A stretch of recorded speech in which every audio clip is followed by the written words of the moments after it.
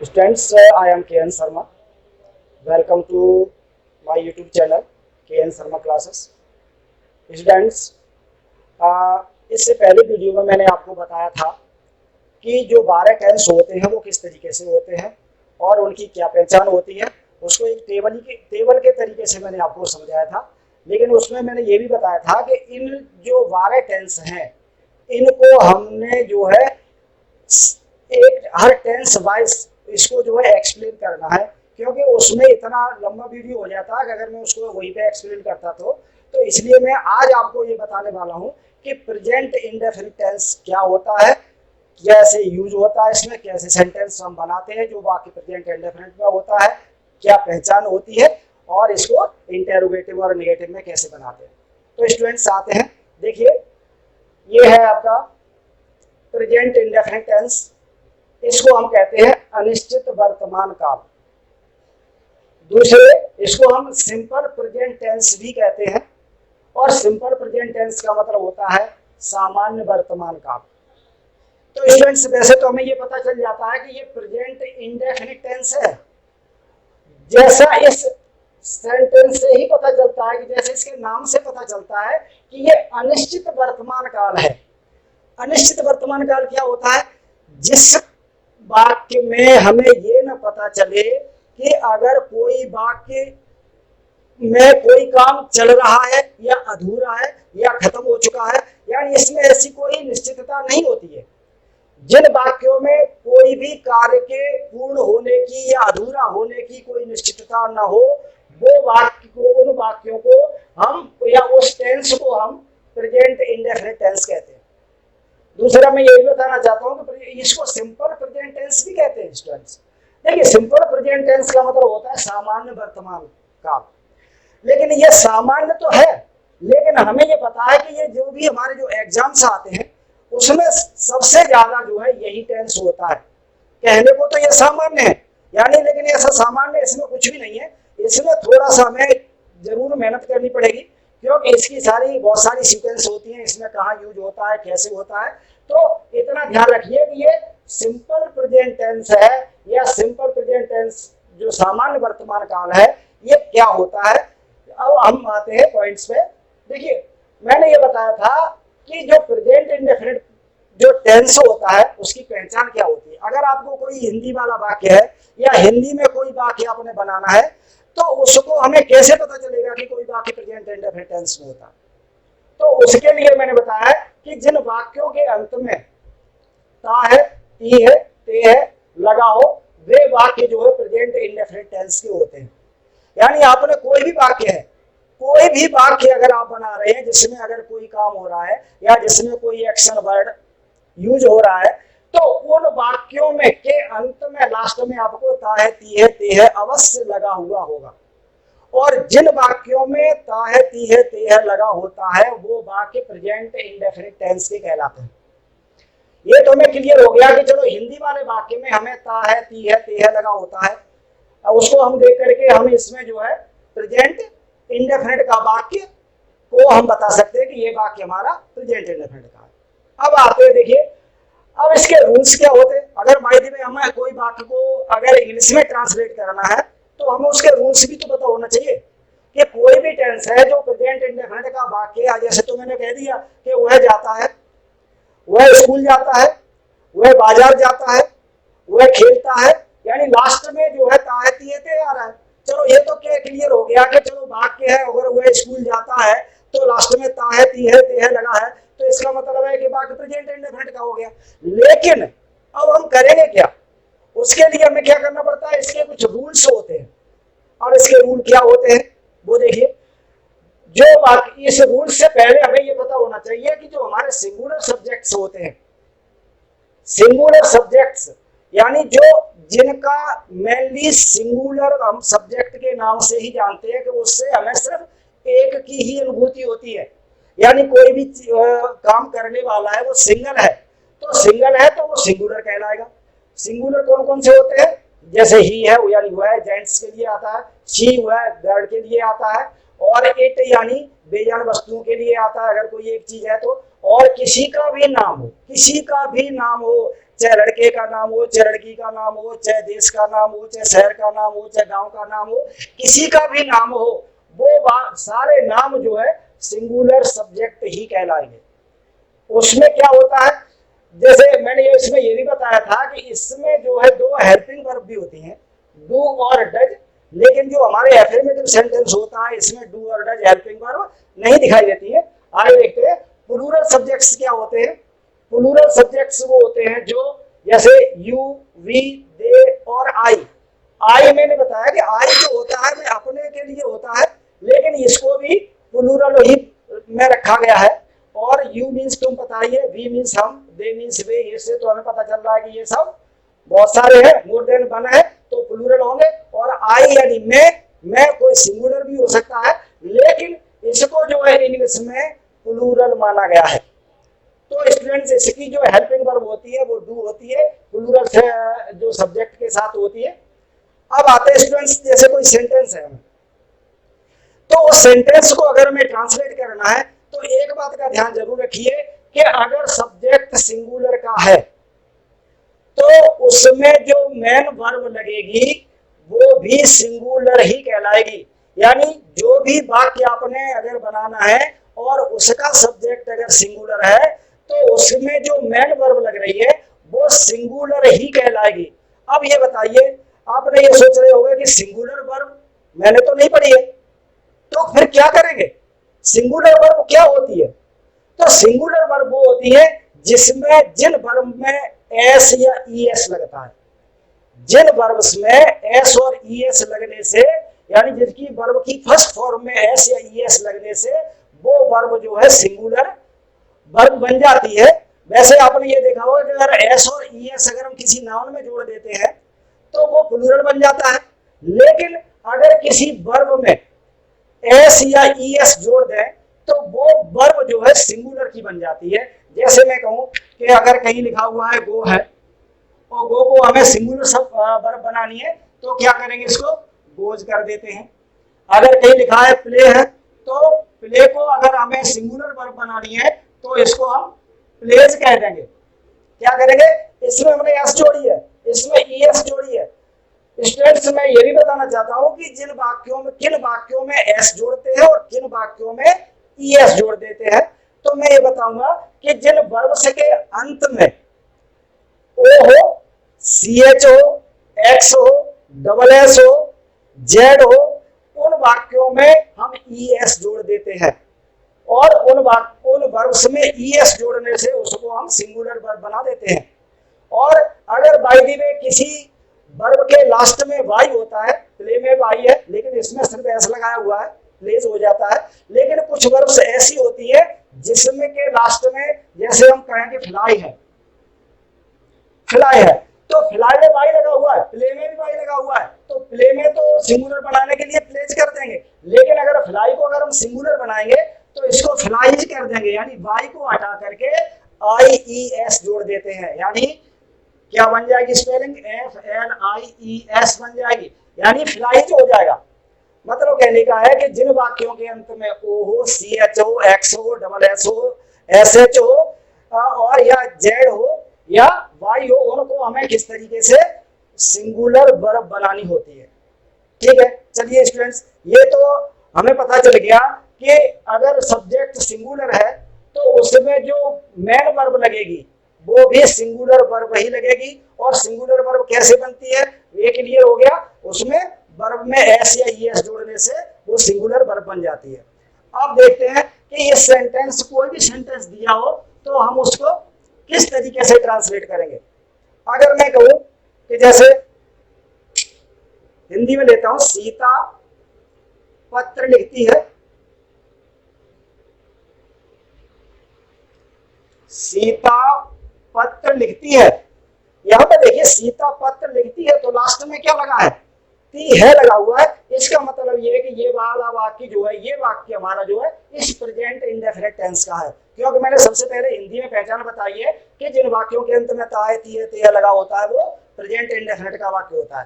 तो अगर हम इस सेंटेंस को ट्रांसलेट करना चाहते हैं तो मैं इसका एक स्ट्रक्चर बता देता हूं।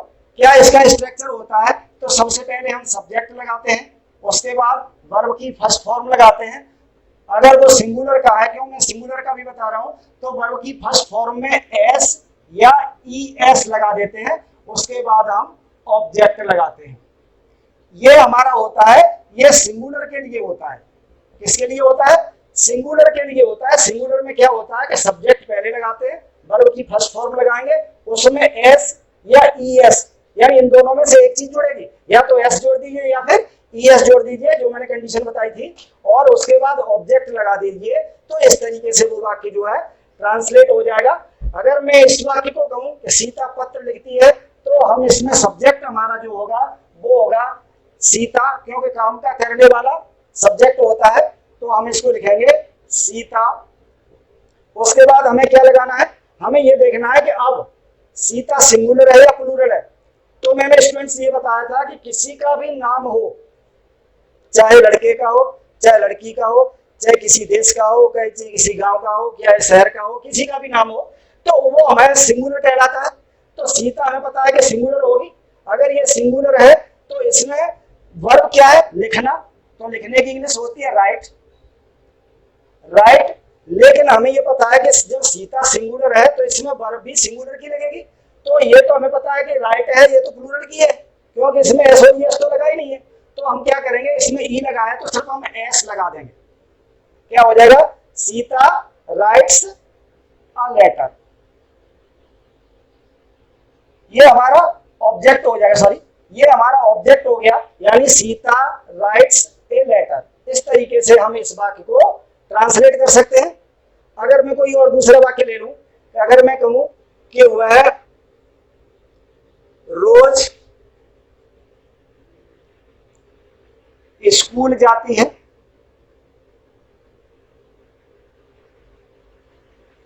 वह रोज स्कूल जाती है। लास्ट में देखिए ता है, ती है, ते है लगा है, प्रेजेंट इंडेफिनिट का वाक्य है। वह रोज जाती है, इसका मतलब कोई लड़की है, और लड़की है तो वह की इंग्लिश होगी शी। अब जाती है तो गो वर्ब है, उसमें हम ES जोड़ देंगे, सिंगुलर बना देंगे। सब्जेक्ट सिंगुलर है तो वर्ब भी सिंगुलर की होगी। सी गोज कहां जाती है? स्कूल जाती है, तो टू स्कूल। ये हमारा ऑब्जेक्ट हो गया, और इसमें रोज और लगा हुआ है तो इसको हम इसके बाद ही लगाएंगे डेली। इस तरीके से हम इस वाक्य को ट्रांसलेट कर सकते हैं कि वह रोज स्कूल जाती है, इसका मतलब है कि she goes to school daily. हमने क्या करा था, हमें सबसे पहले अगर कोई हिंदी वाला वाक्य दिया हो तो उसमें सब्जेक्ट को ढूंढिए, और सब्जेक्ट को ढूंढ करके ये देखिए कि अगर वो सिंगुलर का है या प्लूरल का है। अगर सिंगुलर का सब्जेक्ट है तो वर्ब सिंगुलर की लगेगी, और प्लूरल का है तो प्लूरल की लगेगी। तो सबसे पहले हम सब्जेक्ट को लगाइए आगे, उसके बाद वर्ब की फर्स्ट फॉर्म लगाइए। अगर सिंगुलर है तो सिंगुलर उसको बनाने के लिए एस या ES जोड़ दीजिए, और उसके बाद ऑब्जेक्ट लगाइए। अगर और भी कोई वर्ड ऐसा रह जाता है तो इस ऑर्डर के बाद, यानी इसके बाद हम जो है उसको लगाएंगे। लेकिन इनका तीनों का एक ही क्रम होना चाहिए, यानी सबसे पहले नंबर पे सब्जेक्ट, दूसरे नंबर पे वर्ब जो भी सिंगुलर की है, और तीसरे नंबर पे ऑब्जेक्ट, और उसके बाद अगर कोई वर्ड आता है तो उसको हम इस सब के ऑर्डर के बाद ही लगाएंगे। अब आते हैं स्टूडेंट्स, मैं प्लूरल की बात करूं,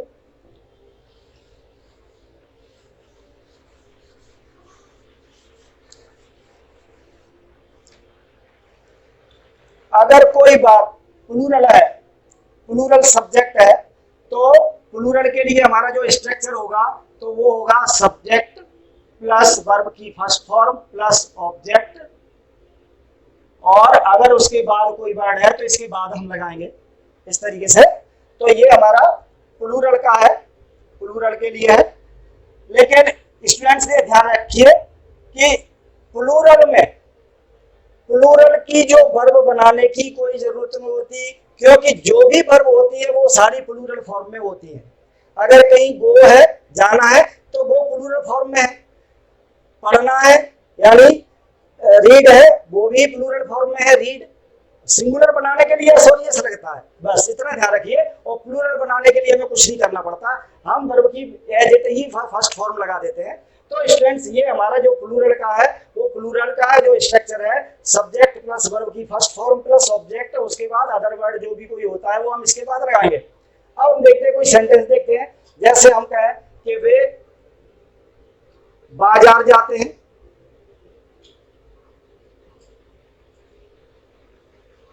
वे बाजार जाते हैं।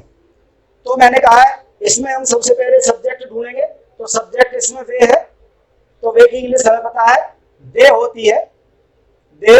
उसके बाद वर्ब की फर्स्ट फॉर्म लगाते हैं, तो वर्ब की फर्स्ट फॉर्म है क्या है, जाना है, तो गो आएगी। कहां जाते हैं, ऑब्जेक्ट क्या है, दे गो टू मार्केट,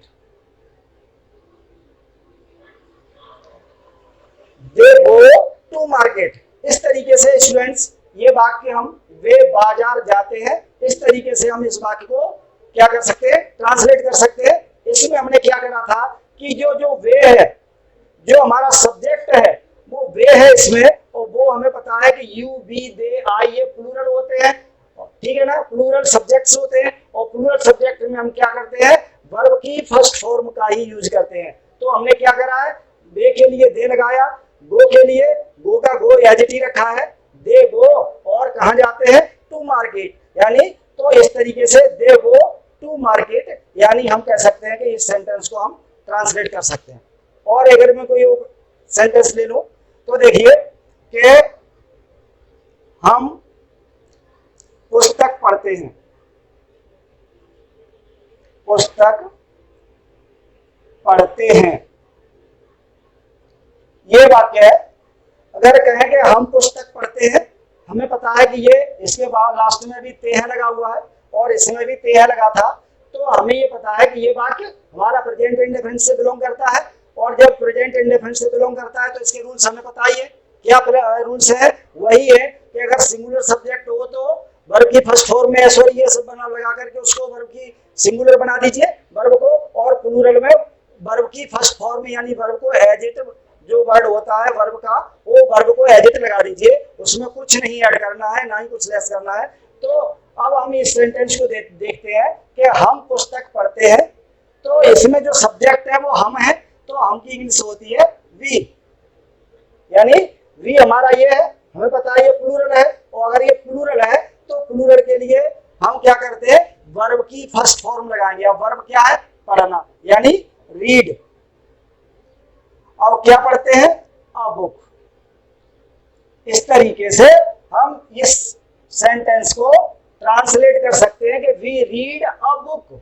इस तरीके से ये वाक्य हमारा ट्रांसलेट हो जाता है। तो स्टूडेंट्स, चाहे सब्जेक्ट सिंगुलर का हो चाहे प्लूरल का हो, सेंटेंस को देखिए, प्रेजेंट इंडेफिनिट का हो तो उसमें क्या करेंगे, उसमें लेकिन एक बात और ध्यान रखिए, मैं एक बात और बताना चाहता हूं कि जो बाकी अदर टेंसेस होते हैं, प्रेजेंट इंडेफिनिट और पास्ट इंडेफिनिट को छोड़ करके बाकी सारे टेंसों में क्या होता है कि हेल्पिंग वर्ब दिखाई देती है। एफर्मेटिव सेंटेंस में हेल्पिंग वर्ब दिखाई देती है, लेकिन दो ही टेंस ऐसे हैं। कौन कौन से टेंस ऐसे हैं, एक तो हमारा प्रेजेंट इंडेफिनिट टेंस है जिसमें एफर्मेटिव सेंटेंस में, यानी जैसे दे गो टू मार्केट है, इसमें कोई हेल्पिंग वर्ब नहीं लगी है, लेकिन और एक पास्ट इंडेफिनिट और होता है जिसमें भी कोई हेल्पिंग वर्ब नहीं दिखाई देती है एफर्मेटिव सेंटेंस में। तो स्टूडेंट्स, ये दो टेंसों को देखिए, प्रेजेंट इंडेफिनिट और पास्ट इंडेफिनिट। अब पास्ट इंडेफिनिट में तो हमें पता है वर्ब की सेकंड फॉर्म लगनी है, अगर कहीं गो लगा है तो वहां पे वेंट लगा होगा, तो इससे तुम्हें क्लियर हो जाएगा वो पास्ट इंडेफिनिट का है। लेकिन जिसमें कोई वर्ब नहीं दिखाई दे और वो उसमें वर्ब की फर्स्ट फॉर्म लगी हो, तो वो वाला वाक्य प्रेजेंट इंडेफिनिट टेंस का होगा। जो स्टूडेंट्स या जो लोग ये देखना चाहते हैं कि कोई भी वाक्य अगर इंग्लिश में दिया हुआ है तो वो वाक्य क्या प्रेजेंट इंडेफिनिट का है या नहीं है, क्या उसकी पहचान होती है, तो मैंने उसकी पहचान आपको बताई है कि अगर एफर्मेटिव सेंटेंस यानी सकारात्मक वाक्य जिसमें न तो नहीं लगा हो, न क्या क्यों कब कहां कैसे लगा हो, उन वाक्यों में कोई भी हेल्पिंग वर्ब नहीं दिखाई देती है। वैसे मैंने बताया है कि इसमें दो हेल्पिंग वर्ब होती है, डू और डज। ये कब लगती है, ये इंटेरोगेटिव और नेगेटिव सेंटेंसेस में लगती हैं।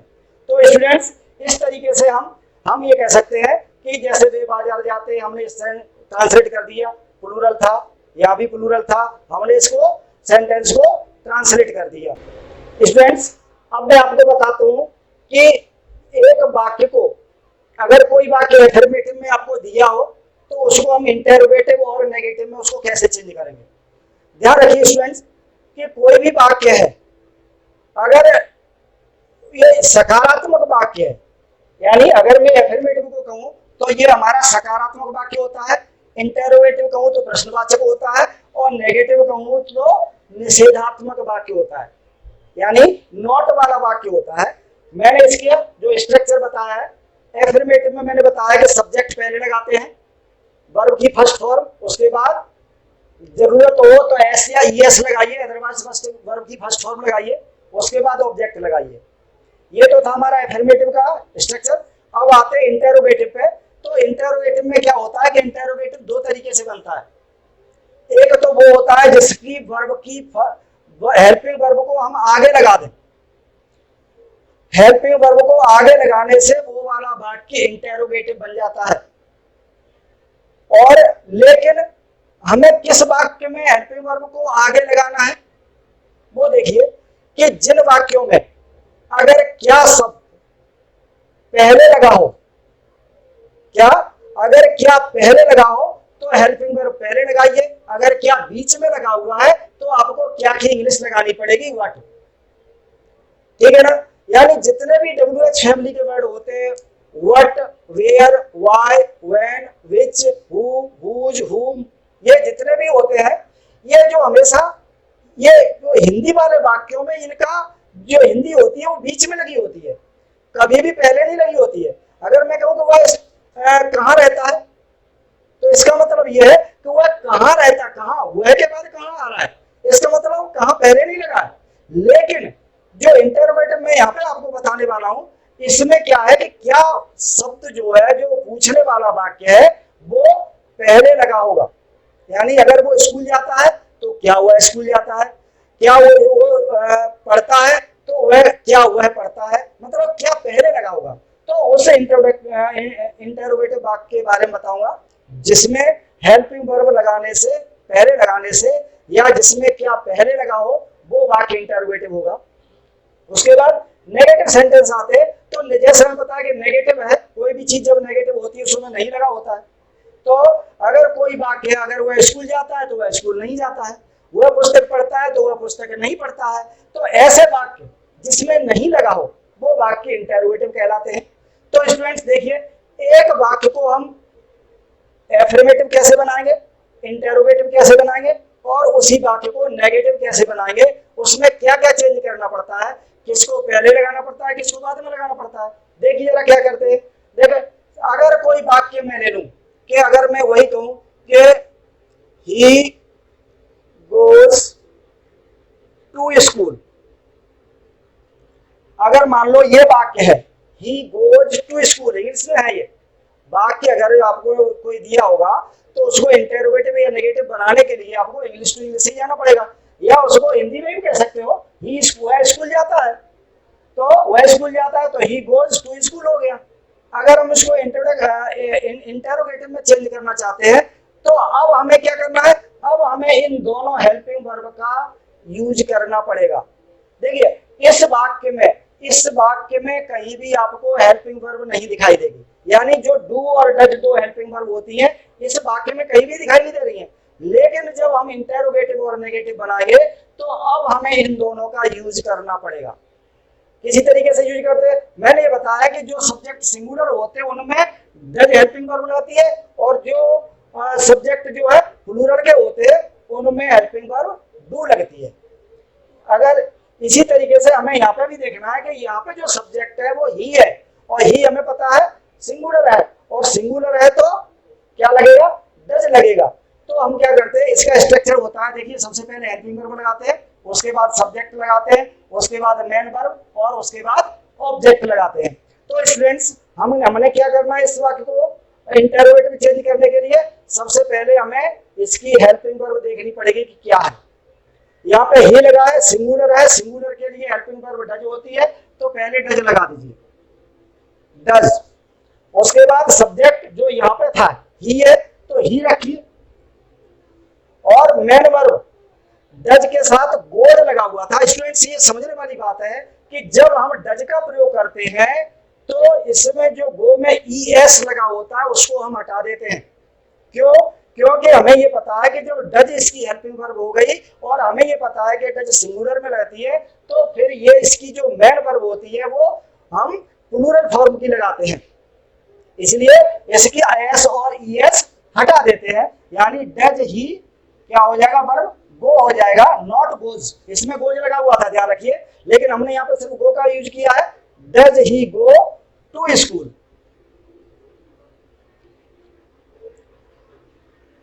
क्वेश्चन मार्क आएगा, देखिए does he go to school. हमें ये पता है यहाँ पे जो ही लगा हुआ है, अगर ये ही सिंगुलर है तो हेल्पिंग वर्ब डज आएगी, और अगर ये डज आएगी तो जब डज का प्रयोग करेंगे तो जो गो में यहाँ पे हमने एस और ES लगाया था उसको हमने हटा दिया, सिर्फ गो ही रहने दिया है। तो इस तरीके से does he go to school हो जाएगा, यानी ये इंटेरोगेटिव वाक्य यानी प्रश्नवाचक वाक्य बन जाएगा। और इसी वाक्य को अगर हम नेगेटिव में चेंज करना चाहता हूं तो देखिए क्या करेंगे। हमें पता है कि सबसे पहले सब्जेक्ट लगाना है, तो सब्जेक्ट है ही, उसके बाद हेल्पिंग वर्ब लगानी है, ही के साथ हेल्पिंग वर्ब डज आती है, ही डज। उसके बाद नॉट लगता है यानी नॉट, उसके बाद main verb go to school. ध्यान रखिए स्टूडेंट्स कि जो नॉट वर्ड है ये नॉट अकेला कभी नहीं आता है, यानी इससे पहले इसको हेल्पिंग वर्ब की जरूरत होती है। इसकी हेल्पिंग वर्ब ये, और ये हेल्पिंग वर्ब ये बताती है कि ये किस टेंस का है, क्योंकि हमें ये पता है कि हर किसी की जब हम एक टेंस से दूसरे टेंस में जाते हैं तो उसमें क्या है कि हेल्पिंग वर्ब या मेन वर्ब दो ही चीजें चेंज होती हैं। तो हमें ये पता है, अब हमें यहाँ पता चल गया कि ये डज लगा हुआ है, और डज हमें पता है कि ये किसकी होती है, प्रेजेंट इंडेफिनिट टेंस की हेल्पिंग वर्ब्स होती हैं। तो इससे हमें क्लियर हो गया कि कहीं अगर डू और डज लगा हुआ है तो इसका मतलब वो वाक्य प्रेजेंट इंडेफिनिट का होगा, और प्रेजेंट इंडेफिनिट में अगर कहीं नॉट लगाना है तो उस हेल्पिंग वर्ब के तुरंत बाद हम नॉट का प्रयोग करते हैं। इसका यही अपनी जगह एक फिक्स होती है कि हेल्पिंग वर्ब के तुरंत बाद, ठीक है। अगर बाई द वे इसकी हेल्पिंग वर्ब साथ आगे आ जाती है तो अगर इसका साथ छोड़ दे, यानी अगर इसकी हेल्पिंग वर्ब साथ छोड़ देती है, साथ छोड़ करके आगे आ जाती है तो ये, लेकिन नॉट ये अपनी जगह पे ही रहेगा, इसका अपना कोई ये इसका स्थान कभी भी चेंज नहीं होता है। ध्यान रखिए मेन वर्ब से पहले आएगा, और अगर नेगेटिव है सिर्फ तो हेल्पिंग वर्ब के बाद नॉट आएगा। अगर इंटेरोगेटिव और नेगेटिव है तो इंटेरोगेटिव बनाने के लिए डज आगे आएगा, WH फैमिली का जो भी वर्ड आगे लगेगा, उसके बाद हेल्पिंग वर्ब, और उसके बाद ही, उसके बाद नॉट, हो इस तरीके से बनेगा। लेकिन वो मैं इसके बाद बताऊंगा आपको। तो यहाँ पे he does not go to school, इस तरीके से हमने इस वाक्य को, यानी जो वाक्य हमारे पास था ही गोज टू स्कूल, तो इंटेरोगेटिव में हमने चेंज कर दिया does he go to school, और अगर नेगेटिव में इसी को हमने चेंज करें तो देखिए he does not go to school, इस तरीके से हमारा ये सेंटेंस बन जाएगा, चेंज हो जाएगा। और अगर हम दूसरा वाक्य ले लूं, अगर मैं कहूं कि वी प्ले फुटबॉल,